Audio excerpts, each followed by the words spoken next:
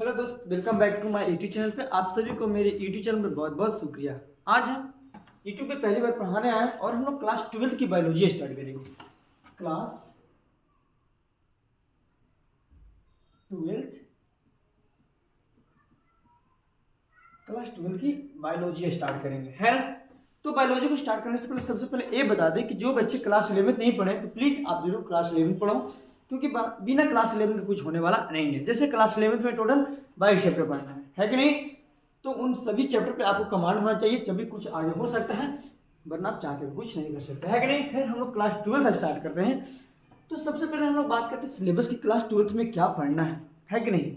यानी तो अगर हम बात करें क्लास 12 की बाबू, तो क्लास 12 में टोटल 16 चैप्टर पढ़ना है, जिसे 5 यूनिट में बांटा गया है। जो हमारी पहला यूनिट है, जो हमारी फर्स्ट है, जिसका नाम क्या है, रिप्रोडक्शन, या लोग इसे रिप्रोडक्शन बायोलॉजी भी बोलते हैं, है कि नहीं। चलो, तो इसमें हमें टोटल 4 चैप्टर पढ़ना है। Chapter first, chapter second, chapter third और चैप्टर फोर्थ। जो हमारी पहला चैप्टर है, जिसका नाम क्या है, रिप्रोडक्शन इन ऑर्गेनिज्म, मतलब हिंदी में बोल सकते हैं जीवों में जनन, है कि नहीं। देखो, बिहार बोर्ड वाले बच्चे भी इसे पढ़ सकते हैं, इसके लिए आप घबराए नहीं, ठीक है। चलो, फिर हमारा सेकंड चैप्टर, जिसका नाम क्या है, sexual reproduction in flowering plant. फिर हमारा क्या है, हमारा तीसरा चैप्टर है, जिसका नाम क्या है, ह्यूमन रिप्रोडक्शन। और जो हमारी चौथा चैप्टर है, जिसका नाम क्या है बाबू, क्या नाम है, रिप्रोडक्टिव हेल्थ। चलो, अब हम बात करते हैं यूनिट सेकेंड, जिसका नाम है जेनेटिक एंड इवोल्यूशन। क्या नाम है, जेनेटिक एंड इवोल्यूशन, जिसमें हमें टोटल कितना चैप्टर पढ़ना है, कितना, 3 चैप्टर पढ़ना है। चैप्टर 5, चैप्टर 6 और चैप्टर 7। चैप्टर 5 जिसका नाम क्या है, principles of inheritance and variation. Chapter 6 जिसका नाम क्या है, मॉलिक्यूलर बेसिस ऑफ इनहेरिटेंस। और चैप्टर 7 जिसका नाम क्या है, इवोल्यूशन, मतलब आखिरकार दुनिया बनी तो बनी कैसे, ठीक है। कहाँ पढ़ना है, चैप्टर 7 में पढ़ना है। उसके बाद हमारा तीसरा यूनिट तीसरा, जिसका नाम क्या है बाबू, बोलो, बायोलॉजी इन ह्यूमन वेलफेयर। तीसरा यूनिट का नाम क्या है, बायोलॉजी इन ह्यूमन वेलफेयर, मानव कल्याण में जीव विज्ञान, ठीक है। जिसमें हमें टोटल 3 चैप्टर पढ़ना है। चैप्टर 8, चैप्टर 9 और चैप्टर 10। चैप्टर 8 बहुत ही बड़ा चैप्टर, जिसका नाम क्या है, ह्यूमन हेल्थ एंड डिजीज। फिर हमारा क्या है बाबू, चैप्टर 9, जिसका नाम क्या है, strategy for enhancement in food production, यानी हमारे पास वो कौन कौन सी उपाय है जिससे हम अपनी पैदावार को बढ़ा सकते हैं, है कि नहीं। अब किसी घर में 10 फैमिली है, अब 1 बीघा खेत है, तो बताओ उतना में काम चल जाएगा क्या, नहीं ना, पैदावार को बढ़ाना पड़ेगा ना। तो इन सारी चीज़ें बहुत डिटेल में कहाँ पढ़ना है, चैप्टर 9। चैप्टर का नाम ही क्या है, strategy for enhancement in food production. उसके बाद हमारा 10वां चैप्टर, जिसका नाम क्या है, माइक्रोब्स इन ह्यूमन वेलफेयर, ठीक है। उसके बाद हमारा है यूनिट 4, जिसका नाम क्या है, बायो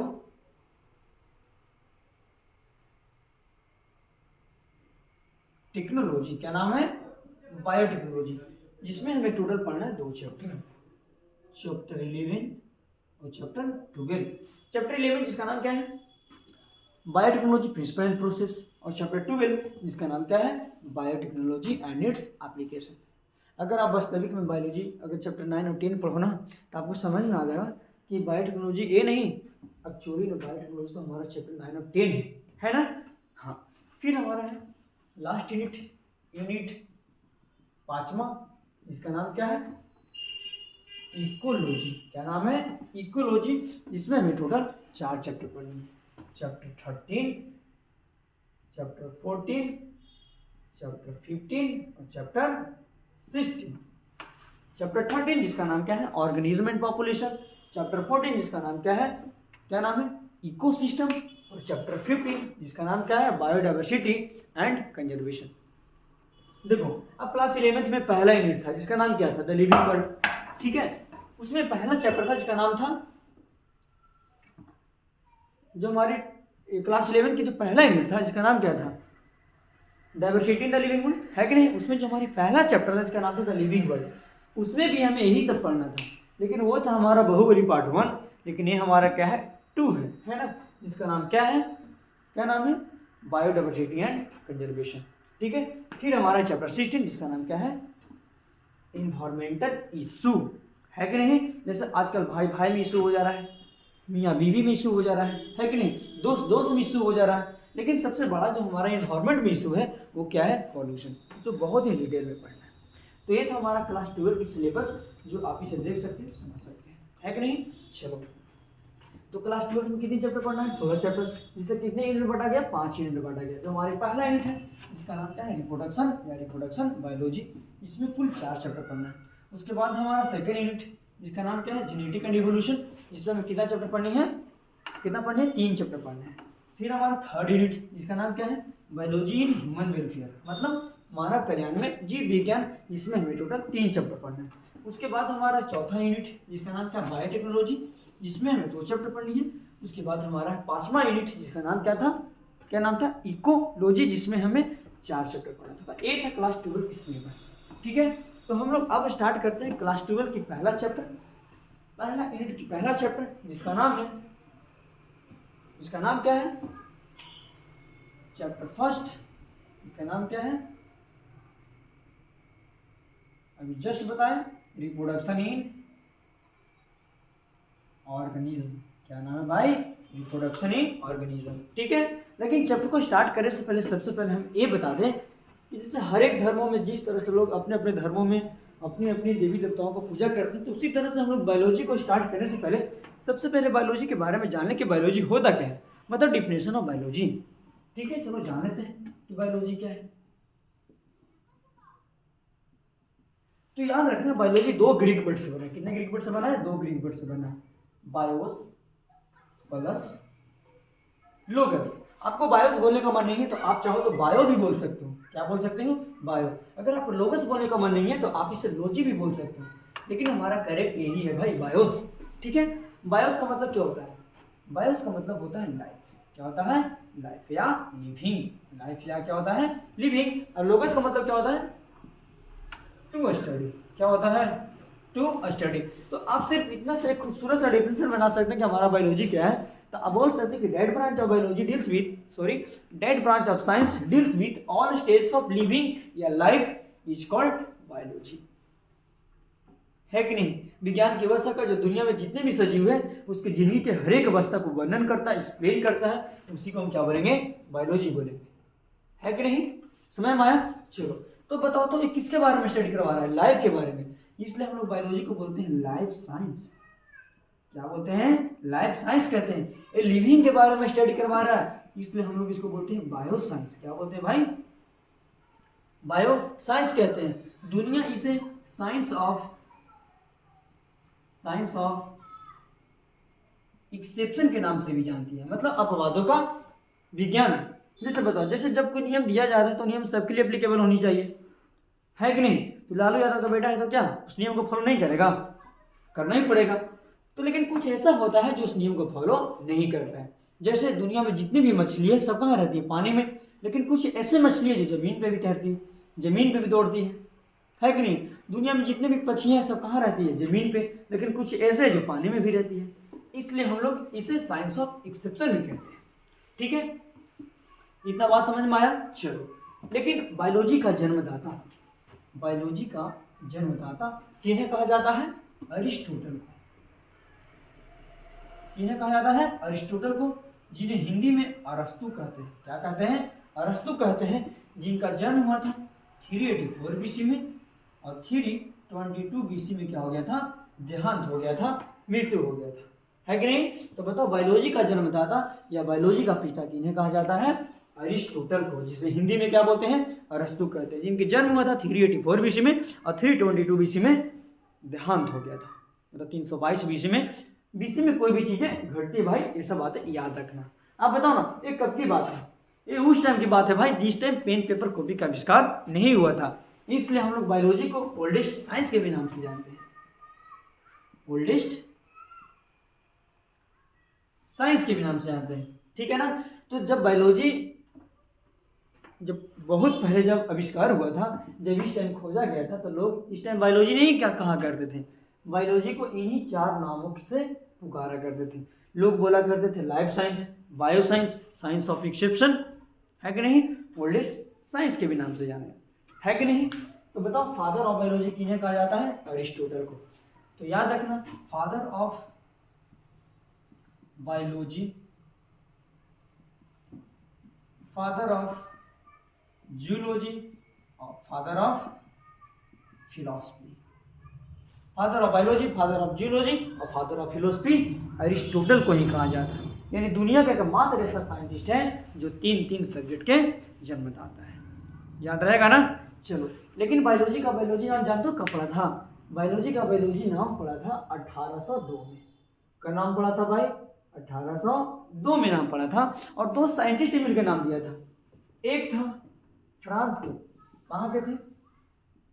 एक थे फ्रांस के और एक थे जर्मनी। एक फ्रांस के थे और एक कहाँ के थे? जर्मनी के थे। जो फ्रांस वाले थे ना, जिनका नाम था जीन बैप्टिस्टे डी लेमार्क। क्या नाम था? Gene Baptiste D Lamarck. जो फ्रांस वाले थे जिनका नाम क्या था? Gene Baptiste D Lamarck. बहुत टेढ़ा नाम है, अगर आप शॉर्ट में बोलना चाहो तो बोल दो लेमार। लेमार नहीं, लेमार्क। क्या? लेमार्क। जो जर्मनी वाले थे जिनका नाम था जी ट्राइवेरोनस। क्या नाम था? जी ट्राइवेरोनस। और इन दोनों ने मिलकर बायोलॉजी वर्ड का नाम कब दिया था? इन दोनों चर्चा ने मिलकर बायोलॉजी वर्ड का नाम कब दिया था बाबू? 1802 में दिया था। अब बताओ जन्म हुआ कब? बीसी में। कब? बीसी में। नाम पढ़ रहा कब? ईस्वी शुरू होने से पहले, वो भी कब? 1802 में। मतलब 2100 साल बाद नाम पढ़ रहा बायोलॉजी का।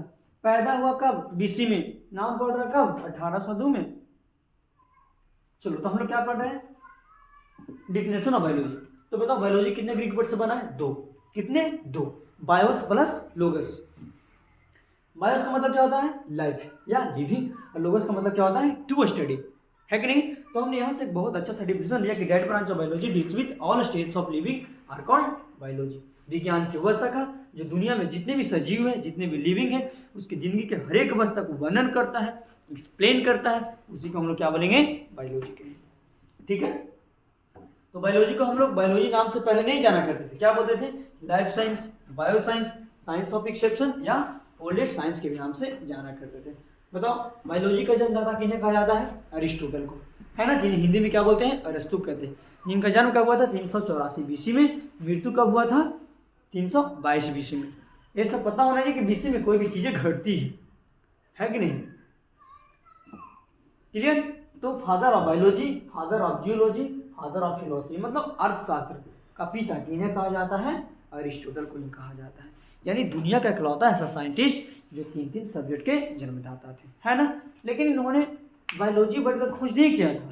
बायोलॉजी वर्ड का खोज कब हुआ था? 1802 में हुआ था। और 2 साइंटिस्ट ने मिलकर खोजा था। एक थे फ्रांस के, एक थे जर्मनी के। फ्रांस वाला का नाम था जीन बैप्टिस्टे डी लेमार्क और जर्मनी वाला का नाम था जी ट्राइविकुलस। इन दोनों चर्चा ने मिलकर बायोलॉजी वर्ड का नाम कब दिया था? 1802 में। समझ में आया? कोई दिक्कत नहीं। चलो इरेज करते हैं। अगर आप चाहो लिखना तो आप लिख सकते हैं, छाप सकते हैं। चलो आगे चलते हैं। अब बायोलॉजी को 2 ग्रुप में बांट दिया। कितने ग्रुप में बांट दिया गया? 2 ग्रुप में, जूलॉजी और एक बॉटनी। एक जूलॉजी और दूसरा बॉटनी। ठीक है। चलो बायोलॉजी कितने ग्रुप में बांटा गया? 2 ग्रुप में बांटा गया। कितने ग्रुप में? 2 ग्रुप में, जूलॉजी और एक बॉटनी। दूसरा क्या हो गया? बॉटनी। देखो जूलॉजी भी 2 ग्रीक वर्ड से बना है। कितने ग्रीक वर्ड से बना है? 2। जून प्लस लोगस, या आप जू प्लस लॉजी भी बोल सकते हो। जून का मतलब क्या होता है? एनिमल। क्या होता है? क्या होता है? एनिमल। लोगस का मतलब अभी जस्ट बताएं क्या होता है? To study. क्या होता है? To study. तो आप चाहो तो यहाँ से डिफिनेशन भी बना सकते हो कि जूलॉजी क्या है। बोल सकते हैं कि that branch of biology deals with all the stages of animal are called zoology, है ना। जीव विज्ञान की वो शाखा जो जानवरों के हर एक अवस्था को वर्णन करता है, एक्सप्लेन करता है, उसी को क्या बोलेंगे, जूलॉजी कहेंगे। और फादर ऑफ जूलॉजी किन्हें कहा जाता है, अरिस्टोटल को। अभी जस्ट बताएं, फादर ऑफ जूलॉजी किन्हें कहा जाता है, अरिस्टोटल को। किन्हें कहा जाता है, अरिस्टोटल को, जिनकी जन्म कब हुआ था, 384 बीसी में, और मृत्यु हो गई थी 322 बीसी में, है कि नहीं। लेकिन अब हम लोग चलेंगे बॉटनी। बॉटनी क्या है, तो बॉटनी भी एक ग्रीक वर्ड से बना है, बोटैन से। क्या चीज से बना है, बोटैन से, जिसका मतलब होता है हर्ब। क्या होता है, हर्ब या हर्बेसियस, हर्ब या हर्बेसियस बोल सकते हो, जिसका मतलब होता है छोटे छोटे झाड़ियाँ, ठीक है। लेकिन हमारा बोटैन भी एक ग्रीक वर्ड से बना है, बॉस्किन से। क्या चीज से बना है, बोस्किन से, जिसका मतलब होता है ग्रेजिंग। क्या होता है, जिसका मतलब क्या होता है, ग्रेजिंग। ग्रेजिंग मतलब क्या, पत्थर। ऑफ कोर्स यार, क्या घास चाह रहा है, घास का एक पौधा तो है। तो बोल सकते हैं कि बोटनी हमारा वो सब्जेक्ट है जिसमें हमें प्लांट्सों के बारे में पढ़ना होता है, अध्ययन करना होता है। आप चाहो तो सेम एज डिफिनेशन इसका भी बना सकते हो। बोल सकते हो that branch of biology deals with all stage of plant are called botany. जीव विज्ञान की वो शाखा जो सभी पौधों के बारे में वर्णन करा, एक्सप्लेन करा, उसी को क्या बोलते हैं, बॉटनी कहते हैं। लेकिन जानते हो, लोग अब बॉटनी को बॉटनी नाम से नहीं जानते हैं, लोग अब बॉटनी को बोलते हैं फाइटोलॉजी। मॉडर्न जमाना में क्या बोलते हैं, फाइटोलॉजी। देखो ना, फाइटो का मतलब क्या हुआ, फाइटो का मतलब हो गया प्लांट, फाइटो का मतलब क्या हो गया, प्लांट, और लॉजी का मतलब टू स्टडी, लॉजी का मतलब क्या हो गया, टू स्टडी। तो आप सेम डिफिनेशन ले सकते हो, ठीक है ना। चाहो तो आप बॉटनी कहो या तो आप फाइटोलॉजी कहो, ठीक है। लेकिन बॉटनी या फाइटोलॉजी, बॉटनी या फाइटोलॉजी का पिता, जन्मदाता कहा जाता है थियोफ्रेस्टस को। किसको, थियोफ्रेस्टस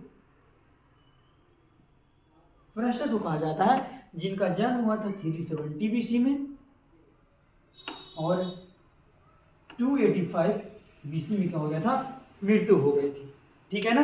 देखो थियोफ्रेस्टस कौन थे, तो थियोफ्रेस्टस ए अरिस्टोटल के चेला थे। Theophrastus he was a student of Aristotle, है कि नहीं। गुरु तो गुरु, साथ में चेला भी देखो, है ना। गुरु अलग खोज कर रहा तो चेला अलग इधर उड़ीले, है कि नहीं। तो थियोफ्रेस्टस कौन थे भाई, तो अरिस्टोटल के चेला थे, है कि नहीं। तो फादर ऑफ बॉटनी और फाइटोलॉजी किन्हें कहा जाता है, थियोफ्रेस्टस को कहा जाता है, जिनकी जन्म हुआ था 370 बीसी में और 285 बीसी में मृत्यु हो गई, ठीक है। जानते हो थियोफ्रेस्टस ने एक बुक लिखा था जिसका नाम था द हिस्टोरिका प्लांटेरम। क्या नाम था, द हिस्टोरिका प्लांटेरम, मतलब प्लांटों का इतिहास। इस बुक में 500 ऐसे प्लांट के बारे में जिक्र किया था जिसका इकोनॉमिक इंपॉर्टेंट था। क्या था, जिसका इकोनॉमिक इंपॉर्टेंट था, मतलब आर्थिक महत्व था। जैसे फल वाले पौधे के बारे में, बिना फल वाले पौधे के बारे में, कपड़ा वाला पौधे के बारे में, है कि नहीं, जूट वाले पौधे के बारे में, बहुत सा इस बुक में क्या हुआ था, एक्सप्लेन किया हुआ था, है ना। यहाँ तक तो जड़ी बूटी वाले पेड़ पौधे के बारे में भी जिक्र किया हुआ था। क्यों, क्योंकि थियोफ्रेस्टस किसके चेला थे, रामदेव बाबा के।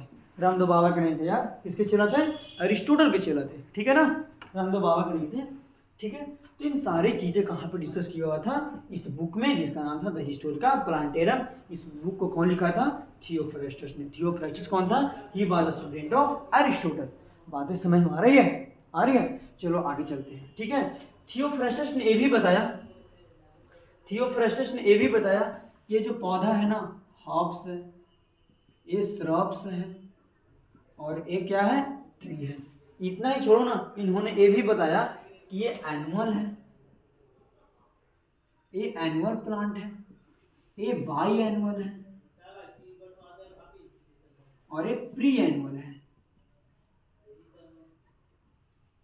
है ना। मतलब ये पौधा 1 साल तक जिंदा रहेगा, ये पौधा 2 साल तक जिंदा रहेगा, और ये पौधा अधिक साल तक जिंदा रहेगा। इन सारी बातों किसने बताया था?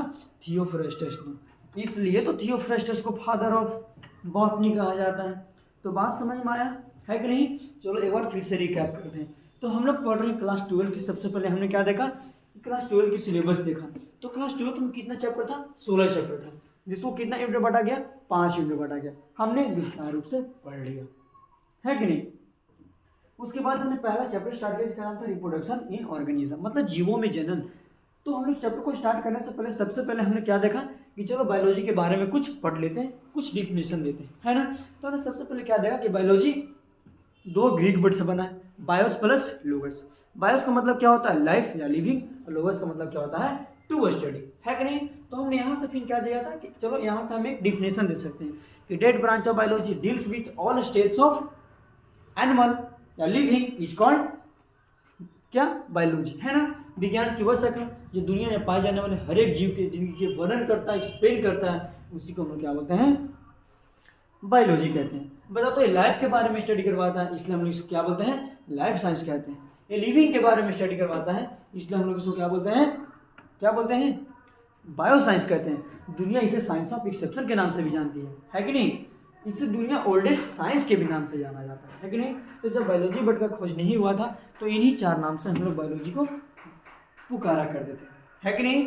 चलो उसके बाद हमने देखा था कि बायोलॉजी का पिता, बायोलॉजी का जन्मदाता किन्हें कहा जाता है? तो अरिस्टोटल को कहा जाता है, जिन्हें हिंदी में अरस्तु कहते हैं। जिनकी जन्म कब हुआ था? तो 384 बीसी। इनकी मृत्यु कब हुआ था?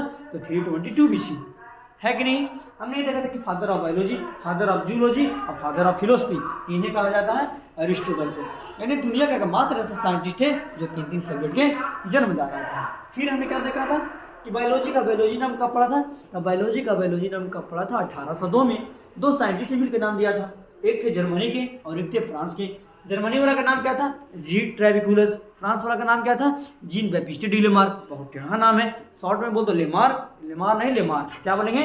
लेमार। उन दोनों चचा ने मिलकर बायोलॉजी वर्ड का नाम कब दिया था? 1802 में, है कि नहीं? फिर हमने कहा था कि बायोलॉजी को 2 ग्रुप में बांट दिया गया। कितने? 2 ग्रुप, एक जूलॉजी और दूसरा बॉटनी, है कि नहीं? तो ने फिर देखा जूलॉजी भी 2 ग्रीक वर्ड से बना है, जून प्लस लोगस। जून का मतलब होता है एनिमल और लोगस का मतलब होता है टू स्टडी। तो बोल सकते हैं कि that branch of biology deals with all states of animal is called zoology. और फादर ऑफ जूलॉजी किन्हें कहा जाता है? अरिस्टोटल को कहा जाता है ना? फिर हमने बॉटनी देखा कि बॉटनी एक ग्रीक वर्ड से बना है, बोटैन से। कैसे बना है? बोटैन से, जिसका मतलब होता है हर्ब या हर्बेसियस, मतलब छोटे छोटे झाड़ियां। फिर हमने देखा कि बोटैन भी एक ग्रीक वर्ड से बना है, बॉस्किन से। क्या से बना हुआ? बॉस्किन से, जिसका मतलब होता है ग्रेजिंग, मतलब घास। मतलब बोटनी हमारा वो सब्जेक्ट है जिसमें हमें सिर्फ प्लांट के बारे में स्टडी करवाता है ना? तो हमने यहाँ से एक डिफिनेशन दिया था कि that branch of biology deals with all stage of plant, है ना? पौधा के जिंदगी के हर एक अवस्था को वर्णन करना क्या कहलाता है? बॉटनी कहलाता है। समझ में आया? फिर हमने देखा कि लोग अब मॉडर्न जमाना में बॉटनी को बॉटनी नहीं, अब क्या बोलते हैं? फाइटोलॉजी कहते हैं। फाइटो का मतलब क्या? प्लांट, लॉजी का मतलब टू स्टडी। सेम डिफिनेशन दे सकते हो भाई, है कि नहीं? फिर हम देखा कि फादर ऑफ बॉटनी या फाइटोलॉजी किन्हें कहा जाता है? तो थियोफ्रास्टस को कहा जाता है। किन्हें कहा जाता है? थियोफ्रास्टस को, जिनकी जन्म हुआ था 370 बीसी में और 285 बीसी में क्या हो गया था? मृत्यु हो गई थी, है कि नहीं? थियोफ्रास्टस ने एक बुक लिखा था जिसका नाम था द हिस्टोरिका प्लांटेरम, मतलब प्लांटों का इतिहास। और इस बुक में 500 ऐसे पौधे के बारे में जिक्र किया था जिसका आर्थिक महत्व था, इकोनॉमिक इम्पोर्टेंट था, है कि नहीं? जैसे रुई वाले पौधे के बारे में जिक्र किया, बिना फल वाले पौधे के बारे में जिक्र किया, फल वाले पौधे के बारे में जिक्र किया, है ना? यहाँ तक कि तो जड़ी बूटी वाले पेड़ पौधे के बारे में भी जिक्र किया था, है ना? इन सारी बातें किसने बताया था? थियोफ्रास्टस ने, है ना? इन्होंने ये भी बताया कि भैया ये हर्ब्स है, ये श्रब्स है और एक ट्री है। इन्होंने ये भी बताया कि ये एनुअल प्लांट है, मतलब पौधा 1 साल तक जिंदा रहेगा, ये पौधा 2 साल तक जिंदा रहेगा और ये पौधा बहुत साल तक जिंदा रहेगा। एनुअल, बाई एनुअल और प्री एनुअल। तो ये था भाई डिफिनेशन अबाउट बायोलॉजी, ठीक है? अब चाहो तो इसको लिख सकते हो। चलो अब हम लोग अपने चैप्टर पे चलते हैं, है ना? 12 की पहला यूनिट जिसका नाम क्या है? रिप्रोडक्शन या रिप्रोडक्शन बायोलॉजी, जिसमें हमारी पहला चैप्टर है जिसका नाम क्या है? रिप्रोडक्शन इन ऑर्गेनिज्म, है कि नहीं? देखो अगर आपके पास एनसीईआरटी बुक है ना, तो एनसीईआरटी बुक में चैप्टर को पढ़ने से पहले स्टार्टिंग में ही लिखा है कि हमारा लाइफ स्पैन क्या है, ठीक है?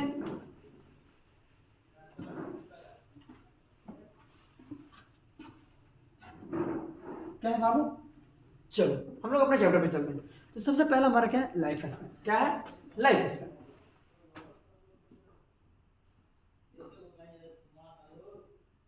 लाइफ स्पैन क्या है कि नहीं? तो जब से इंसान जन्म लिया, जन्म लेने के बाद जब तक कि उसकी प्राकृतिक मृत्यु ना आ जाए, ऐसा नहीं है कि रोड एक्सीडेंट या बाइक एक्सीडेंट से अगर उसकी मृत्यु हो गया तब उसको लाइफ स्पैन नहीं कह सकते, है ना। तो जीवन मतलब जब से जन्म लिया और जन्म लेने से जब तक उसकी नेचुरल डेथ ना हो जाए तो उसी को हम क्या बोलेंगे? लाइफ स्पैन, है कि नहीं। मतलब जन्म से लेके प्राकृतिक मृत्यु ना आ जाए, बुढ़ापा में जब तक की मृत्यु ना हो जाए, क्या बोलेंगे उसको? हम लाइफ स्पैन कहेंगे। अगर रोड एक्सीडेंट, बाइक एक्सीडेंट, ये सबसे अगर इंसान मर गया तो उसको हम इसमें काउंट नहीं करेंगे, है कि नहीं। तो बोल सकते हैं कि the time period between birth to natural death is called life span. जैसे एनसीईआरटी में लिखा है मे फ्लाई, मे फ्लाई, जिसका जीवन काल लगभग 1 दिन से भी कम होता है। एक कीड़े बरसात के समय में आते हैं, उजला उजला कलर का होगा, हर कोई देखा होगा, है कि नहीं। और ये जितना आता है उतना खत्म भी होता है। तो सबसे कम जीवन काल किसका है भाई? लाइफ स्पैन किसका है? मे फ्लाई का, जिसका जिंदगी 1 दिन से भी कम है। नाम जरूर सुना होगा, सिकोया। सिकोया, जिसको लोग द रेडवुड जायंट ट्री के नाम से जानते हैं। सिकोया जो अफ्रीका के जंगल में उगते हैं, जिसे रेडवुड जायंट ट्री के नाम से भी जानते हैं। इसका जिंदगी होता है 3000 साल से 4000 साल तक, है कि नहीं। तो ये सब आप एनसीईआरटी पढ़ोगे तो सारा वहाँ पे मेंशन है, आप देख सकते हो। तो बताओ लाइफ स्पैन क्या है? The time period between birth to natural death, उसी को क्या बोलेंगे? Life span. बच्चा या इंसान जन्मा, धरती पे आया, जब तक उसकी प्राकृतिक मृत्यु न हो जाए उसी को क्या बोलते हैं? Life span. सबसे कम जिंदगी किसका है? मे फ्लाई का, जिसका नाम क्या है? मे फ्लाई, है ना। फिर दूसरा में क्या है? सिकोया, जिसे हम लोग द रेडवुड जायंट ट्री के नाम से भी जानते हैं, जिसके जीवन काल जिंदगी कितना है? 3000 साल से 4000 साल तक जिंदा रहता है ना। एक पौधा है कि नहीं। चलो देखो, अगर आप नीट एग्जाम देना चाहते हो ना तो वहाँ पे यही से क्वेश्चन घुमा के पूछ देता है, ठीक है। जैसे देखो ये क्वेश्चन पूछ रखा है, देखो यहाँ पे ध्यान से। जैसे एक पूछ रखा है, बताओ 2 ऐसे जानवर का नाम बताओ जिसका जीवन काल लगभग बराबर होता है कि नहीं। पूछ देगा, जैसे एक हॉर्स एंड क्रोकोडाइल है। अब बताओ ना, हॉर्स का जीवन कितना है? 60 ईयर। क्रोकोडाइल की जिंदगी कितना है? 60 ईयर। लेकिन क्वेश्चन ऐसा नहीं पूछेगा, क्वेश्चन ये पूछ देगा कि बताओ कौन ऐसा जानवर है कि उससे जो जिंदगी लाइफ साइकिल बराबर होगा, जिसने पहली बार हट में चेम्बर बना था। अब बताओ सबसे पहले हट में किसमें चेम्बर बना था? फिश में। फिश में कितना बना था? 2 चेम्बर। कितना? 2 चेम्बर। उसके बाद कौन आया था? एम्फीबियंस। इसमें कितना बना था हट में? इसके हट में 3 चेम्बर बना था। उसके बाद फिर क्या था? बर्ड, मैमेलिया और क्रोकोडाइल। इन तीनों में पहली बार हट में 4 चेम्बर बना था। बताओ सबसे पहले फिश में कितना बना था? हट में 2 चेम्बर। फिर एम्फीबियंस में हट में कितना चेम्बर बना था? 3। फिर उसके बाद बर्ड, मैमेलिया और क्रोकोडाइल में हट में कितना चेम्बर बना था? 4 चेम्बर बना था। तो याद रखना, क्रोकोडाइल में पहली बार हट में 4 चेम्बर बना था। तो क्वेश्चन इस तरह से रिलेट करके पूछ सकता है कि नहीं। और भी पूछ सकता है, जैसे देखो मैंगो ट्री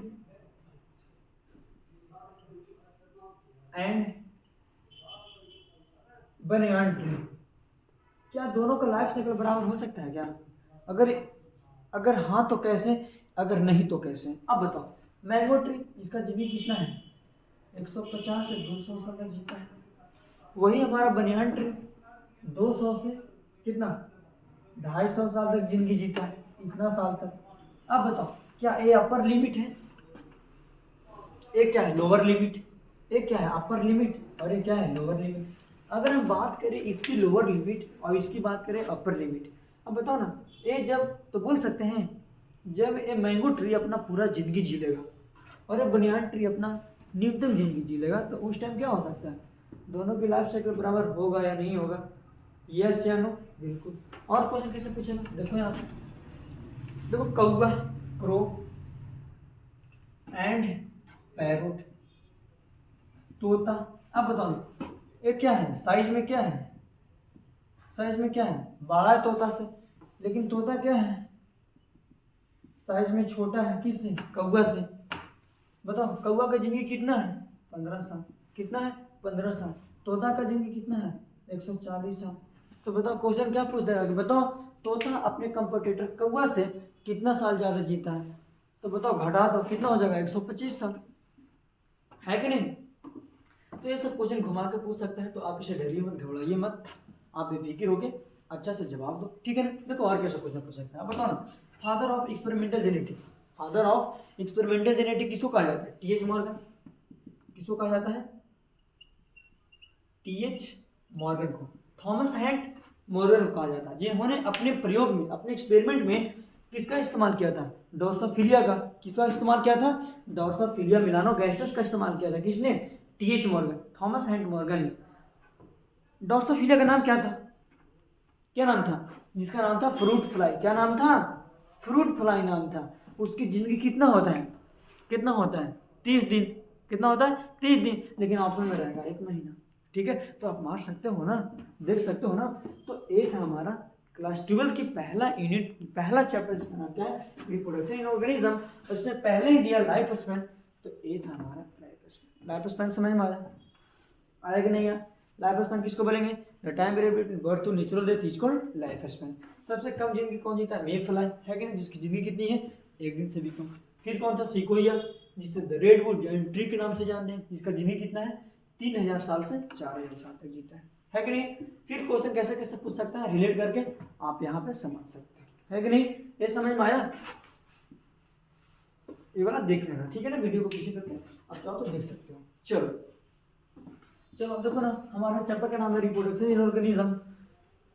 नाम है रिप्रोडक्शन, कौन सा रिप्रोडक्शन तो नाम आ ही नहीं रहा है।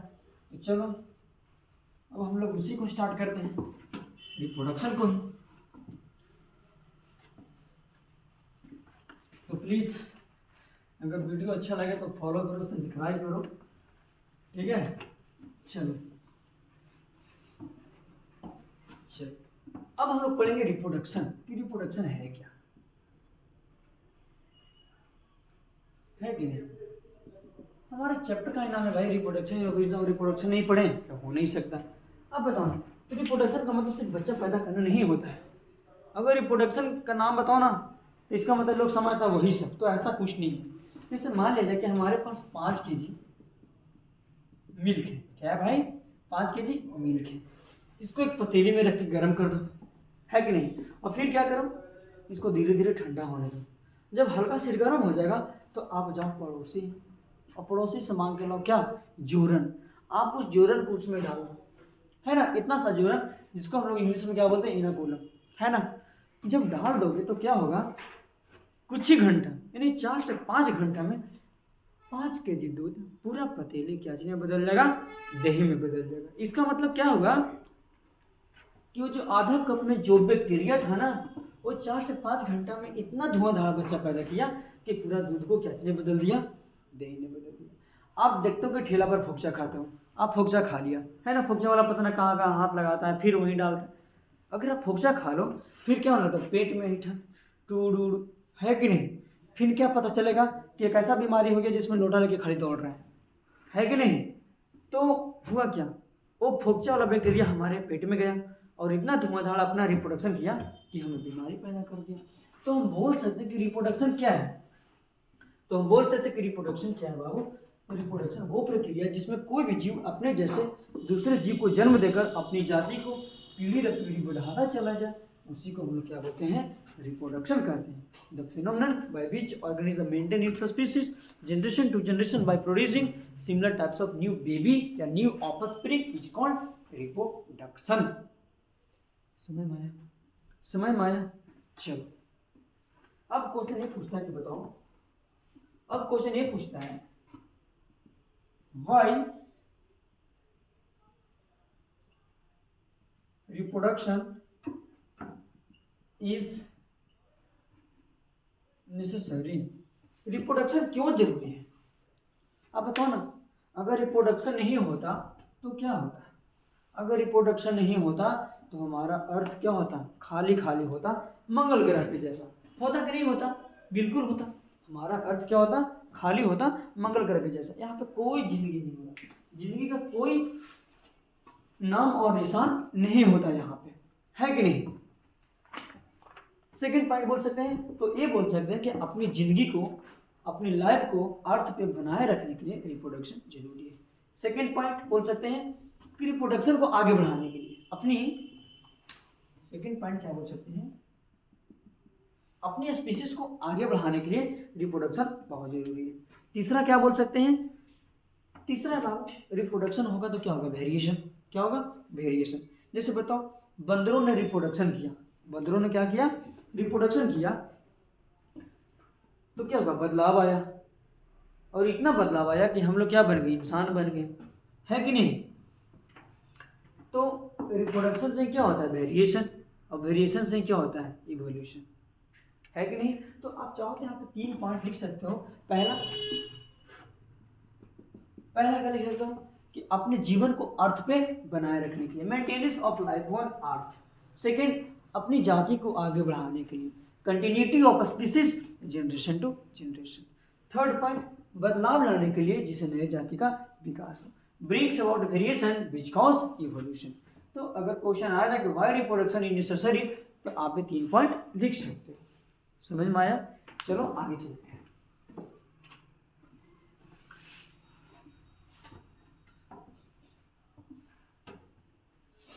यहाँ के बाद अब हम लोग को पढ़ना है टाइप्स ऑफ रिप्रोडक्शन। क्या पढ़ना है? Types of reproduction. क्या पढ़ना है? Types of reproduction. तो ज्यादा से 3 तरह का रिप्रोडक्शन होता है। कितना होता है? 3 टाइप्स। कितना होता है? 3 टाइप्स। एक होता है सेक्सुअल रिप्रोडक्शन, एसेक्सुअल रिप्रोडक्शन, और एक क्या होता है? Vegetative reproduction. ये प्लांट में होने वाला रिप्रोडक्शन है, लेकिन इसको हम लोग यहाँ पे अभी डिस्कस नहीं करें, क्योंकि अभी हम लोग ऑर्गेनिज्म के बारे में पढ़ रहे हैं, है ना? इसलिए भी इसको हम लोग नहीं पढ़ेंगे, इन्हीं दोनों को डिटेल में भी पढ़ेंगे और समझेंगे, है ना? चलो देखो भाई, तो हम लोग बताओ रिप्रोडक्शन कितने तरह का होता है? 3 तरह का, एसेक्सुअल और क्या होता है? सेक्सुअल। अब देखो बिहार बोर्ड में क्वेश्चन यहाँ से जरूर पूछता है, जब से भारत आजाद हुआ है सबसे ज्यादा अगर क्वेश्चन पूछा गया बिहार बोर्ड में तो ये पूछा गया है कि बाबू लिखिए right difference between sexual and asexual reproduction. Sexual और एसेक्सुअल में क्या अंतर है लिखो। और हमेशा आता है 4 नंबर में, 5 नंबर में क्वेश्चन, है ना? क्वेश्चन क्या आता है? तो हम एक तरह क्या लिखेंगे? एक तरह लिखेंगे सेक्सुअल रिप्रोडक्शन, और बीच में लाइन पार देंगे।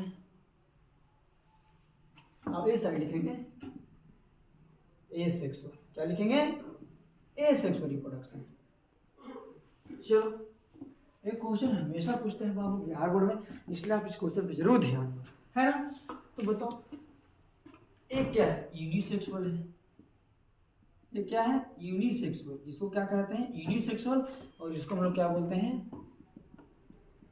बाइसेक्सुअल। क्या बोलते हैं? बाइसेक्सुअल। अब बताओ यूनिसेक्सुअल क्यों कहते हैं? यूनि होता क्या है? जो मेल है ना वो अलग होता है, और जो फीमेल है ना वो अलग होती है। मतलब जो हम लोग के केस, हम लोग क्या है? सेक्सुअल। हम लोग किसमें आते हैं? इसी वाला ग्रुप में आते हैं ना। हम लोग क्या है? मेल सेक्स अलग और फीमेल सेक्स अलग, है कि नहीं? तो अगर मेल अलग हो और फीमेल अलग हो तो क्या बोलेंगे? यूनिसेक्सुअल। इसलिए इसका एक और नाम है, क्या नाम है? डायोसियस। क्या नाम है? डायोसियस।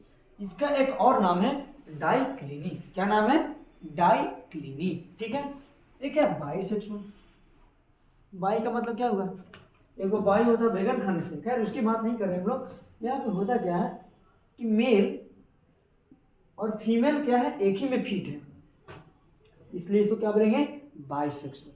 समझ में आया। इसका एक और नाम है हर्माफ्रोडाइट्स। क्या नाम है, हर्माफ्रोडाइट्स। याद रखना, यहाँ पे मेल फीमेल अलग है और यहाँ पे क्या है, दोनों एक ही में है। अगर अलग अलग रहेगा तो क्या बोलेंगे, यूनिसेक्सुअल। अगर एक ही में रहेगा तो क्या बोलेंगे, बाइसेक्सुअल। समझ में आया, समझ में आया। चलो आगे देखते हैं सेकंड पॉइंट। सेकंड पॉइंट समझते हैं।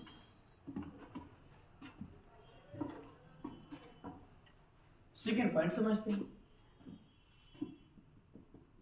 ए है बाई पेरेंटल। क्या है, ये क्या है, बाई पेरेंटल, मैंने इसमें माँ बाप दोनों की रिक्वायरमेंट होती है। और एक क्या है बाबू, यूनि पेरेंटल,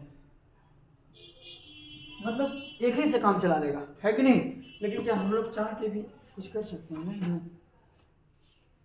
लेकिन यहाँ पे क्वेश्चन ये पूछ देगा, हमेशा ये क्वेश्चन पूछता है। अगर आप नीट में एग्जाम देना चाहते हो, नीट में यहाँ पूछता है क्वेश्चन, ये भी पूछ देता है कि बताओ, जो हमारा केचुआ है, मिस्टर केचुआ और मिसेस केचुआ दोनों आपस में क्या है, फिट है। मिस्टर केचुआ और मिसेस केचुआ दोनों क्या है, एक ही में फिट हैं, दोनों आपस में सटा रहता है।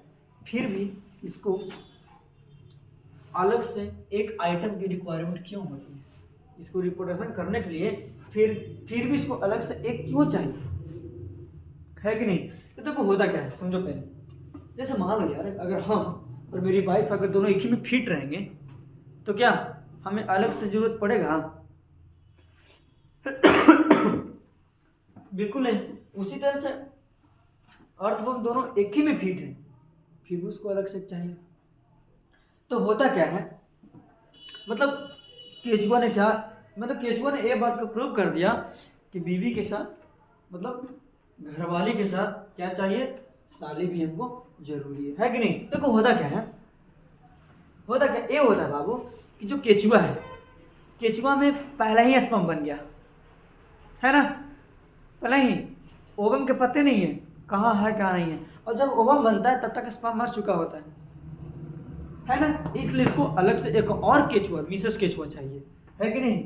इसलिए और पहले को बायोलॉजी के भाषा में बोलते हैं प्रोटो और मर्द को बोलते हैं एंड्रस।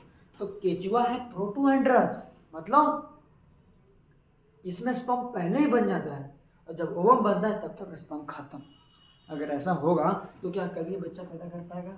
और केचुआ बच्चा पैदा कब करता है, बरसात में कहता है अब आएगा मजा, नहीं यहाँ पे नहीं, है कि नहीं। तो समझ सकते हो, इसलिए इसको अलग से एक पीस चाहिए, किसको, अर्थवर्म को, ठीक है ना। तो ये बाइसेक्सुअल है, फिर भी हम लोग की जैसा नकल कर रहा है नहीं कि हमारा एक पीस अलग से चाहिए, है ना। अपने वाले को नहीं कुछ कर रहा है, इसलिए नहीं कर पा रहा बेचारा, क्योंकि ओवम बनी ना, जब स्पर्म बना है तो ओवम नहीं है, ओवम बना तो स्पर्म नहीं, तो इसमें पहले ही स्पर्म बन जाता है। पहले को बोलते हैं प्रोटो और मर्द को बोलते हैं एंड्रस, यानी ये प्रोटो एंड्रस है, इसलिए इसको अलग से एक और फीमेल केचुआ चाहिए। समझ में आया। चलो 2 पॉइंट समझ में आया, डिफरेंस समझ में आ रहा है, आ रहा है कि नहीं आ रहा। इसमें दोनों की जो रिक्वायरमेंट होती है, माँ बाप दोनों की, लेकिन इसमें एक ही की। लेकिन एक बात देखो, केचुआ बाइसेक्सुअल होते भर में भी हम लोग जैसा कॉपी कर रहा है ना। चलो थर्ड पॉइंट, इसमें बोल सकते हैं कि फ्यूजन ऑफ गैमेट्स होता है, फ्यूजन ऑफ गैमेट्स होता है। लेकिन यहाँ पे ऐसा कुछ नहीं होता है, यहाँ पे कोई फ्यूजन ऑफ गैमेट्स होता नहीं। समझ में आ नहीं आ रहा। चलो चौथा पॉइंट बोल सकते हैं, इसमें स्पर्म और ओवम बनता है, लेकिन इसमें स्पर्म और ओवम नहीं बनता है कि नहीं। अब देखो, इसमें जो बच्चे पैदा होंगे ना, इसमें जो बच्चे पैदा होंगे, कि ऐसा नहीं है कि जो गुण माँ बाप का है वही 100% बच्चे में भी जाएगा, ऐसा नहीं है। लेकिन यहाँ पे जो गुण माँ बाप का है ना, 100% बच्चे में चला आएगा, है ना। एग्जैक्ट कॉपी ऑफ पेरेंट्स, मतलब यहाँ पे जो बच्चे पैदा होते हैं आपस में डुप्लीकेट और अपने माता पिता के डुप्लीकेट, और ऐसे बच्चे को क्या बोलते हैं, क्लोन कहते हैं। क्या बोलते हैं, क्लोन कहते हैं, ठीक है ना। तो यहाँ पे क्लोन नहीं बनता है, लेकिन यहाँ पे क्लोन बनता है। मतलब यहाँ पे जो बच्चे पैदा होंगे ना, एग्जैक्ट कॉपी थोड़ी ना होगा अपने पापा का, लेकिन यहाँ पे जो बच्चा पैदा होगा आपस में डुप्लीकेट, अपने माता पिता के भी डुप्लीकेट, और ऐसे बच्चे को हम लोग क्या बोलते हैं, क्लोन बोलते हैं। चलो 5वां देखो, यहाँ पे क्रोमोसोम का लेन देन होता है कि नहीं। क्या होता है, क्रोमोसोम का लेन देन होता है, जिसको बोलते हैं रिकॉम्बिनेंट डीएनए। क्या बोलते हैं? रिकॉम्बिनेंट डीएनए या रिकॉम्बिनेंट जीन भी बोल सकते हो। लेकिन यहाँ पे क्रोमोसोम का कोई लेन देन होता नहीं है ना। यहाँ पे क्रॉसिंग ओवर होता है भैया। क्या होता है यहाँ पे? यहाँ पे क्या होता है? क्रॉसिंग ओवर होता है। लेकिन यहाँ पे कुछ ऐसा होता नहीं है कि नहीं? याद रखना। बताओ तो, जब रिकॉम्बिनेंट डीएनए या जीन बनेगा तो क्या होगा? वेरिएशन होगा। क्या होगा भैया? वेरिएशन होगा। जब वेरिएशन होगा तो क्या होगा? न्यू कैरेक्टर आएगा। क्या आएगा? New character. बोला क्या आएगा? New character. और जब नया कैरेक्टर आएगा तो क्या होगा? इवोल्यूशन। क्या होगा? मतलब नए जाति का, न्यू जाति का विकास होगा। लेकिन यहाँ पे ऐसा कुछ होता नहीं है। समय में आया तो हम लोग क्या देख रहे थे? Right difference between sexual and asexual reproduction. तो ए हमारा सेक्सुअल है, ए हमारा एसेक्सुअल है। हमने क्या देखा? ये यूनिसेक्सुअल है और ये क्या है? बाइसेक्सुअल है कि नहीं? मतलब इसमें मेल सेक्स अलग अलग होते हैं, लेकिन यहाँ पे दोनों साथ में होते हैं। इसलिए इसका एक और नाम था। क्या नाम था? डायोसियस। लेकिन इसका क्या नाम था? मोनोसियस। मतलब सीएस का मतलब होता है साथ, मतलब मेल और फीमेल यहाँ पे एक ही में था, लेकिन यहाँ पे क्या है? अलग अलग है। समझ में आ रही है? आ रहा नहीं आ रहा? ठीक है ना। इसलिए इसका एक और नाम था डाइक्लिनिक, लेकिन इसका क्या नाम था? हर्माफ्रोडाइट्स। क्या नाम था? हर्माफ्रोडाइट्स। तो बताओ बच्चे लोग यहाँ पे कंफ्यूज जाते हैं। अब ध्यान रखो फिर से, ये क्या है? यूनिसेक्सुअल। क्या है? यूनिसेक्सुअल क्यों बोलेंगे? क्योंकि मेल सेक्स और फीमेल सेक्स अलग अलग होता है, इसलिए इसका एक और नाम हो गया डायोसियस। क्या नाम हो गया? डायोसियस, है ना। इसका एक और नाम है डाइक्लिन। यहाँ पे क्या है? मेल और फीमेल एक ही घेरा में है। मेल फीमेल क्या है? साथ में, यानी एक ही साथ है, इसलिए बोलते हैं मोनोसियस। क्या बोलेंगे? मोनोसियस, है ना। इसका एक और नाम है हर्माफ्रोडाइट्स। क्या नाम है? हर्माफ्रोडाइट्स। बात समझ में आया? बिल्कुल आया हुआ। ये बाई पेरेंटल है, लेकिन क्या है? यूनिपेरेंटल है, यानी सिर्फ इसमें सिर्फ एक ही का रिक्वायरमेंट होता है, चाहे तो माँ या तो बाप का। लेकिन इसमें माँ बाप दोनों की रिक्वायरमेंट होती है। और यहाँ से एक नकल कर रहा था हम लोग के जैसा अर्थवॉर्म केचुआ, जो बरसात में अपने बच्चे को पैदा करता है ना। फिर यहाँ पे फ्यूजन ऑफ गैमेट्स होता है, मतलब स्पर्म का मिलन जुलन यहाँ पे होता है, लेकिन यहाँ पे ये सब घटना नहीं घटता है। हमने क्या देखा? यहाँ पे जो बच्चे पैदा होते हैं आपस में भी डुप्लीकेट, अपने पेरेंट्स के भी डुप्लीकेट, और ऐसे बच्चे को क्लोन बोलते हैं। तो यहाँ पे क्लोन का फॉर्मेशन होता है, लेकिन हम लोग के केस में क्लोन का फॉर्मेशन नहीं होता है। यहाँ पे क्या होता है? डीएनए क्रोमोसोम के बीच में लेन देन होता है, जिसको बोलते हैं रिकॉम्बिनेंट डीएनए, शॉर्ट में लिखते हैं आरडीएनए या रिकॉम्बिनेंट जीन। लेकिन यहाँ पे ऐसा कुछ नहीं होता भैया, ठीक है। यहाँ पे क्रॉसिंग ओवर होता है, लेकिन यहाँ पे कोई क्रॉसिंग ओवर नहीं होता। अब बताओ ना, जब जीन के बीच में, क्रोमोसोम के बीच में लेन देन होगा तो क्या होगा? वेरिएशन। तो आप 7वां पॉइंट लिख सकते हो, यहाँ वेरिएशन होता है। वेरिएशन होता है। क्या होता है? वेरिएशन होता है। और जब वेरिएशन होगा तो नया कैरेक्टर आएगा। जब नया कैरेक्टर आएगा तो एक नया स्पीसीज जन्म देगा, इवोल्यूशन होगा। जैसे बंदरों ने रिप्रोडक्शन किया, और रिप्रोडक्शन करते करते करते करते करते करते क्या हो गया? इंसान बन गया, है ना। तो हम लोग का एंसेस्टर कौन है? बंदर। हम लोग किसके पूर्वज? हम लोग का पूर्वज कौन है? बंदर। अगर कोई पूछे कि आप किसके संतान हो, तो बंदर के। बंदर के संतान नहीं है, संतान तो अपने माता पिता के हैं, लेकिन हम लोग का एंसेस्टर कौन है? बंदर। कौन है? बंदर। तो ये बात याद रखना, क्वेश्चन हमेशा पूछता है, ठीक है। चलो एक बार फिर से रिकैप करते हैं। तो हम लोग क्या पढ़ रहे हैं भाई? क्लास 12। क्या पढ़ रहे हैं? क्लास 12 की पहली चैप्टर, जिसका नाम क्या है? Reproduction in organism. सबसे पहले हमने क्या पढ़ा? लाइफ स्पैन में बहुत अच्छे से इंट्रोडक्शन दिया। उसके बाद हमने क्या पढ़ा?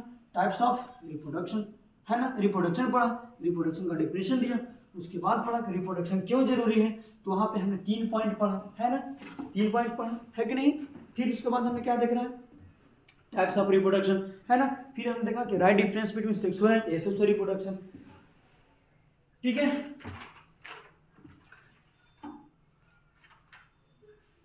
ना, ठीक है। उसके बाद सेक्सुअल एंड एसेक्सुअल, और उसके बाद हमने देखा डिफरेंस, देखा कितना साल डिफरेंस दिखा। आप 5 लिखो, आपको काम निकल जाएगा उतने में, है कि नहीं। चलो अब हम लोग हेडिंग डालेंगे। अब हम लोग क्या डालेंगे? Asexual reproduction in asexual reproduction in animal, है ना। एनिमल में एसेक्सुअल रिप्रोडक्शन कैसे होता है?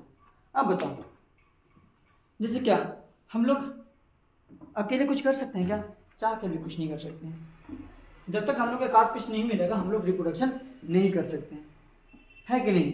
तो क्वेश्चन ये पूछता है कि बताओ एसेक्सुअल रिप्रोडक्शन किस में होता है? अब बच्चा यहीं पे फंसता है, क्या एक सेल वाला में होता है या मल्टी सेलुलर में होता है, यानी यूनिसेलुलर में होता है या मल्टी सेलुलर में होता है? अब जैसे जो बच्चा क्लास 11 पढ़ा होगा, क्लास 11 में हमारी पहला यूनिट था जिसका नाम था diversity in the living world. उसमें जो हमारा चौथा चैप्टर था जिसका नाम था, क्या नाम था? Animal kingdom. एनिमल किंगडम में आप 10 तरह के जानवर के बारे में जरूर पढ़े होंगे, है ना, जरूर पढ़े होंगे। यहाँ पे थोड़ा सा हम रिकैप कर देते हैं। एक ट्रिक था, हम बनाएंगे वीडियो डालेंगे क्लास 11 का, पी ना मी, पी नाम है, ये 10 तरह का जानवर का फाइलम का नाम है, पी नाम में, ठीक है ना। पी मतलब प्रोटोजोआ, है ना। ये क्या था? पोरीफेरा। सी से क्या हो जाएगा? सिलेंट्रेटा। ये क्या था? टीनोफोरा। क्या था? टीनोफोरा। ये क्या था? प्लैटीहेलमिन्थस। क्या था? प्लैटीहेलमिन्थस। ये क्या था? नीमेटोडा। ये क्या था? एनिलीडा। ये क्या था? आर्थ्रोपोडा। ये क्या था? मोलस्का। और ये क्या था? इकाइनोडर्माटा। इसमें हमारा आता था स्टारफिश, है कि नहीं। तो सारे के सारे जो जानवर है ना, बेरीढ़धारी जानवर है, जिसको हम लोग बोलते हैं नॉन कॉर्डेटा। इसी को हम लोग बोलते हैं, क्या बोलते हैं? इनवर्टिब्रेटा। तो ये 10 तरह का फाइलम है, जानवर का ग्रुप का नाम है। और इन सारे जानवर में क्या होता है? एसेक्सुअल रिप्रोडक्शन होता है, ठीक है। तो घबराना नहीं है कि एसेक्सुअल किस में होता है किस में नहीं होता है ना, तो याद रखना, ठीक है ना। अब हम लोग, तो ये था एसेक्सुअल रिप्रोडक्शन। अब हम लोग पढ़ेंगे किस में होता है किस में नहीं होता। अब हम लोग पढ़ेंगे टाइप्स ऑफ एसेक्सुअल रिप्रोडक्शन। लगता है कि वीडियो लंबा हो रहा है, पहली बार पढ़ाने आए, इसलिए अब नेक्स्ट वीडियो में मिलते हैं, ठीक है ना। तब तक के लिए अगर वीडियो अच्छा लगे तो प्लीज़ थोड़ा ध्यान देना, अगर कहीं पे गड़बड़ी लगे कहो, कमेंट करो, ताकि हम अपने आप में सुधार करें, है कि नहीं। चलो ठीक है।